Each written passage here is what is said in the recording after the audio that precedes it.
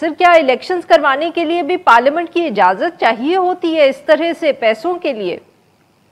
نہیں دیکھیے، یہاں پہ جو انہوں نے کوٹ کیا ہے وہ آرٹیکل 81 کو کوٹ کیا ہے، جس میں کہ کنسالیڈیٹڈ فنڈ سے آپ کو کوئی پیسے چاہیے تو پھر آپ کو پارلیمنٹ کے پاس جانا ہوتا ہے. اور آرٹیکل 81 میں یہ بھی لکھا ہوا ہے کہ اگر کوئی پیمنٹ آپ کو کرنی ہو کسی کورٹ کی ججمنٹ کی وجہ سے گورنمنٹ آف پاکستان کو پے کرنی ہو تو اس کے لیے آپ کو پارلیمنٹ سے پرمیشن لینی ہوتی ہے. تو اس کے تحت وہ لوگ گئے تھے پارلیمنٹ کے پاس اور پارلیمنٹ نے اس کو ریجیکٹ کر دیا تھا، جہاں تک مجھے یاد پڑتا ہے. تو جی اس وجہ سے ان کا یہ ایک سٹینڈ ہے کہ چونکہ پارلیمنٹ ریجیکٹ کر دیا اس وجہ سے ہم پرووائڈ نہیں کر سکتے، یہ ان کا سٹینڈ ہے.